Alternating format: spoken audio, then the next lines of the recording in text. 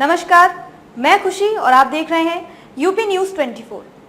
आइए नजर डालते हैं आज की बड़ी खबर पर। समाजवादी पार्टी के राष्ट्रीय अध्यक्ष अखिलेश यादव की प्रेस कॉन्फ्रेंस। सपा अध्यक्ष अखिलेश यादव ने महाराणा प्रताप को सादर नमन किया। सपा ने मंच पर बड़ी संख्या में क्षत्रिय समाज के लोगों को बैठाया। देश के सबसे प्रतिष्ठित रिवर फ्रंट पर महाराणा प्रताप की प्रतिमा लगाने का काम करेंगे अखिलेश यादव। सरकार बनने पर महाराणा प्रताप की प्रतिमा लगेगी। अखिलेश यादव। प्रतिमा पर जो तलवार लगेगी वह सोने की होगी। अखिलेश यादव।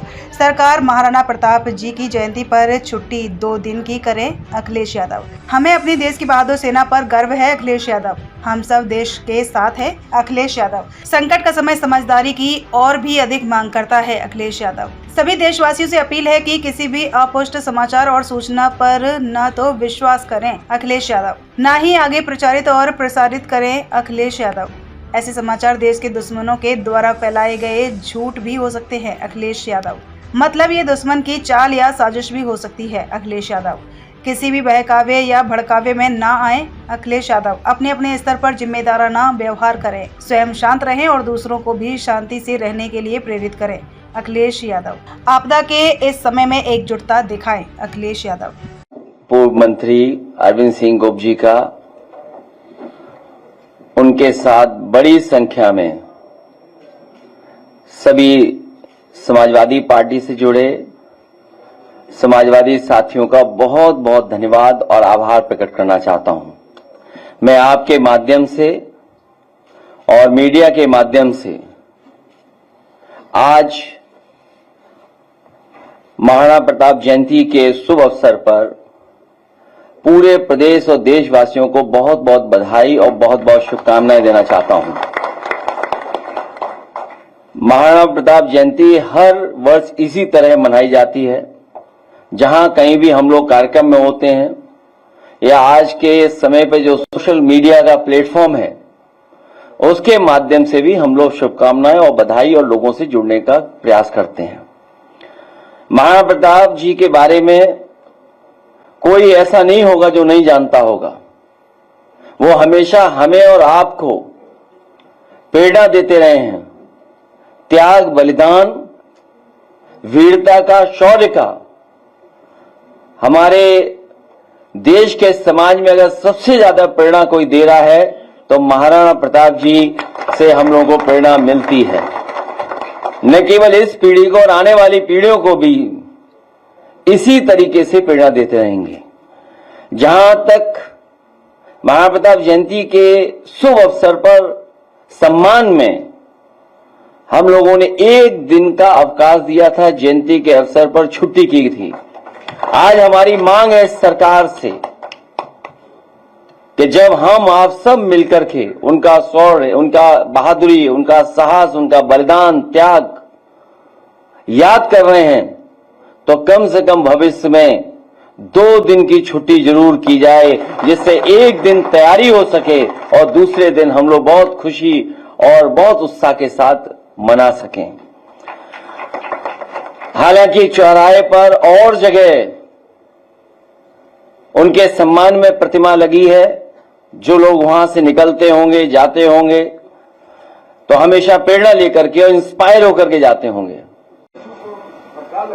और 18 तारीख को वर्तनी तलब किया।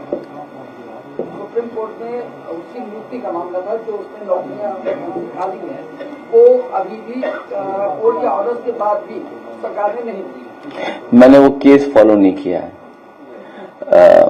लेकिन नौकरी भारतीय जनता पार्टी के एजेंडे में कभी नहीं रही।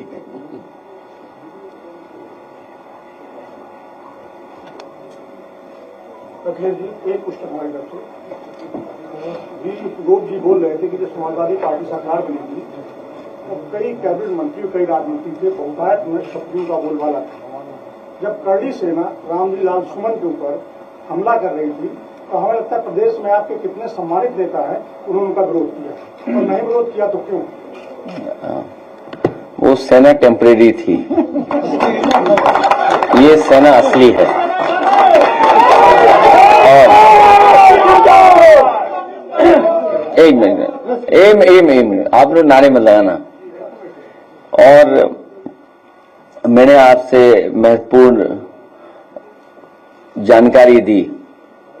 मैंने अभी जानकारी जो दी, मैं समझता हूं वो जानकारी आपको समझ गए होंगे आप भी। एक, जहां तक रामजय सुमन जी का सवाल है, आप क्या चीज कहां से देख रहे हो? राज्यसभा, पार्लियामेंट और उसके बाद लगातार प्रेस में हम लोगों ने कहा कि कोई भी इतिहास नहीं उठाना चाहिए, और जो इतिहास हमें जोड़ता ना हो, जो इतिहास हमारे आप को सही रास्ते पे न ले जा रहा हो, उसको इतिहास को इतिहास ही रहने देना चाहिए। इतिहास में अच्छी चीजें भी हैं, खराब भी चीजें हैं, लेकिन उससे बड़ा सवाल जो है वो ये है कि इधर हम जो सरकारों को देख रहे हैं, हर चीज को ओन कर रहे हैं। मान लीजिए कुंभ हुआ, नाम महाकुंभ दे दिया।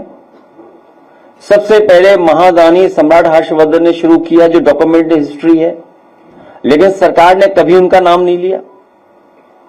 महादानी सम्राट हर्षवर्धन का कभी नाम नहीं लिया गया, और फिर यह भी कहा गया कि इतने वर्षों बाद हो रहा है, ये पहली बार हो रहा है, जबकि हर कुंभ उतने वर्षों बाद ही होगा।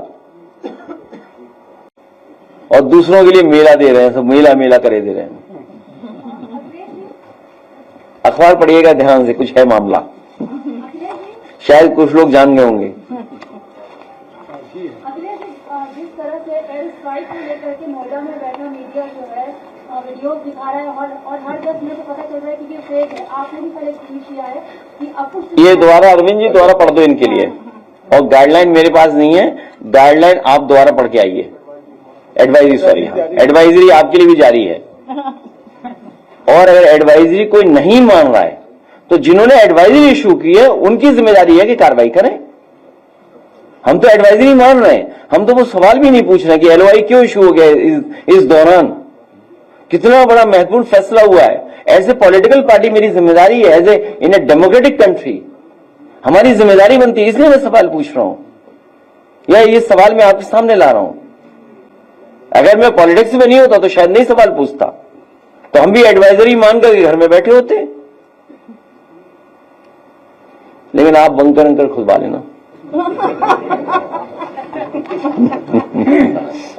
बोले वो पढ़िए ना दोबारा, अरे पढ़ना पड़ेगा इनके लिए। 550 साल पुराना। हाँ, और इसी तरह बटेश्वर का 500 साल पुराना है। कहोगे बटेश्वर मुगलों के जमाने में तो बजट ही नहीं देते थे, हमने बजट दिया, ये कोई बात हुई? घाट बनवाई, और वो तो अटल जी का गांव है।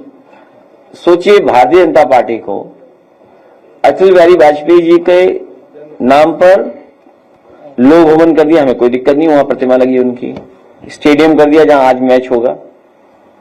लेकिन लोग देखिए, लोग इकाना के नाम से जानते हैं, कहते इकाना है, इकाना के नाम से जानते हैं। कागज पे कुछ भी बना दो आप। उनके गांव में क्या किया सरकार ने, बताओ।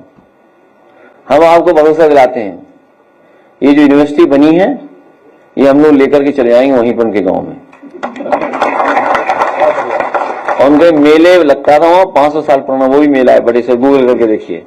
कोई गूगल करके बताओ कि कितना पुराना था बटेश्वर मेला, उसको ही बंद कर देगी बीजेपी एक दिन। तो 550 साल पुराना, ये भी 550 जो मैं बता रहा हूँ बटेश्वर वाला। इसमें 40% हिंदू जाते हैं। नहीं, वो सब जाते हैं, कारोबार सब जानते हैं, दुकानें सबकी होती हैं। बंद तो इसे किया। अरे यही नहीं पता झूला कौन लाया है, झूल कौन रहा है। भाई मुख्यमंत्री झूले नहीं, न झूले से लेना देना उन्हें कोई। कितने साल पुराना है? हाँ, देखिए आप, बटेश्वर 700 साल पुराना है। अब कब आए थे अंग्रेज, कब आए थे मुगल, चले गए सब। अब तो आजाद हो गया, अब संविधान है, और लोग आज भी जुड़ते हैं वहां पर, और सब जुड़ते हैं वहां, ऐसा नहीं है। तो अगर इन्हें पता लग जाए कि 700 साल पुराना है मेला वहां, तो ये सरकार जाके उसको ही बंद कर देगी। सफेद मेला ही बंद हो चुका है, लेकिन गोरखपुर मेला चल रहा है, सुना है वहां पर कुछ और तरह के कार्यक्रम हो रहे हैं। खबरों में अब तक के लिए बस इतना ही। फिर होगी आपसे मुलाकात ऐसी ही एक और बड़ी खबर के साथ। तब तक के लिए नमस्कार, और देखते रहिए यूपी न्यूज 24। ऐसे ही लेटेस्ट अपडेट्स पाने के लिए हमारे चैनल यूपी न्यूज 24 को सब्सक्राइब करें और बेल आइकन दबाना ना भूलें, जिससे आपको लेटेस्ट अपडेट्स का नोटिफिकेशन मिल जाए।